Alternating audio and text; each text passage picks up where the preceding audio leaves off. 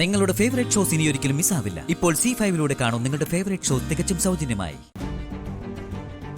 അമ്മ വെറൊരു സാധാരണ പെണ്ണല്ല. അവൾ ഇത്രയ്ക്ക് വളരണമെങ്കിൽ ഒരാൾ അവൾക്ക് പിന്നിലുണ്ട്.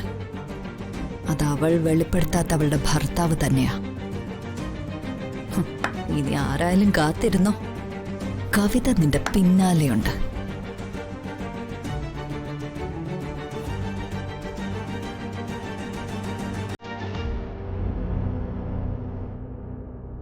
മോനെ സഞ്ജു, കവിതയുടെ മുഖം മോനൊന്ന് കാണേണ്ടതായിരുന്നു. ഹോ, എന്ത് ആവേശത്തിലായിരുന്നോ അവൾ പെൺഡ്രൈവ് ഓപ്പൺ ചെയ്തത്. മറ്റുള്ളവരുടെ സ്വകാര്യത തേടിപ്പോയവൾ ചമ്മിപ്പോയി. ചമ്മിന്ന് മാത്രമല്ല, ചമ്മി നാറിപ്പോയി. എന്തായിരുന്നു പെൺഡ്രൈവില്? കുറെ കാട്ടുമൃഗങ്ങളുടെ ഫോട്ടോസ് ആയിരുന്നു. സത്യത്തിൽ അതിലെന്തായിരുന്നു എന്ന് എനിക്കും അറിയില്ലായിരുന്നു. നീയല്ലേ അതെനിക്ക് തന്നത്. എന്തായിരിക്കും അറിയാൻ വേണ്ടിയാ ഞാൻ പിന്നാലെ പോയത്.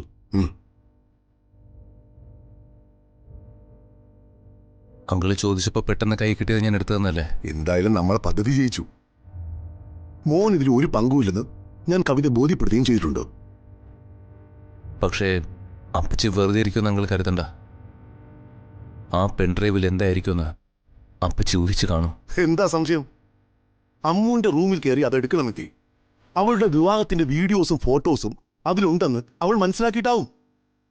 അത് കാണിച്ചേ അവളെ വിരട്ടാമെന്ന് കരുതിയതാ. ഡിറ്റക്റ്റീവിനെ അമ്മു ഫോണിൽ വിളിച്ച കാര്യമൊന്നും ഭാഗ്യത്തിന് കവിത കേട്ടിട്ടില്ല. പെൺഡ്രൈവിനെ പറ്റി നമ്മൾ സംസാരിക്കുന്നത് മാത്രമേ കേട്ടിട്ടുള്ളൂ. കിട്ടിയ അറിവ് വെച്ചാ കവിത രാജുവിനെ കുടഞ്ഞത്. അമ്മുവിന്റെ ഭർത്താവ് ആരെന്നറിയാനാ അപ്പച്ചി ശ്രമിച്ചിരിക്കുന്ന. അതിനുവേണ്ടി സ്വാതി ഡിറ്റക്റ്റീവിനെ ഏർപ്പാടാക്കിയ വിവരവും അപ്പച്ചിക്കറിയാം. ഇനി അപ്പച്ചി എങ്ങാനും അയാളെ തേടി പോയാലോ?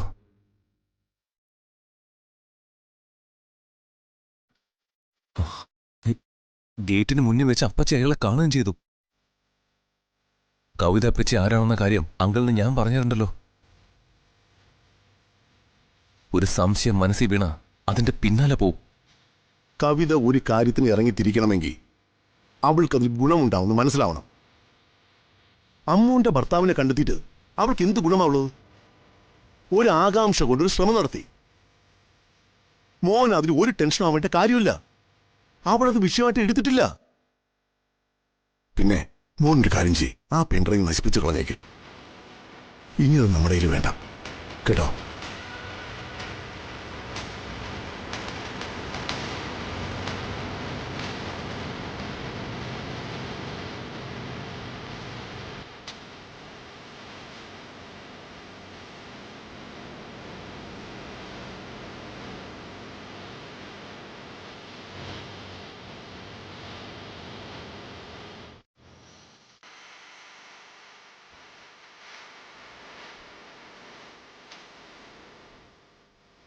അമ്മുവിന്റെ ഭർത്താവ് ആരെന്നറിഞ്ഞിട്ട് കവിത അപ്പച്ചിക്ക് എന്ത് ഗുണമെന്നാണ് ദിനേശ് ഞങ്ങൾ ചോദിച്ചത്. അതറിഞ്ഞ് ഏറ്റവും ഗുണമുണ്ടാവുന്നത് കവിത അപ്പച്ചിക്ക് തന്നെയാണ്.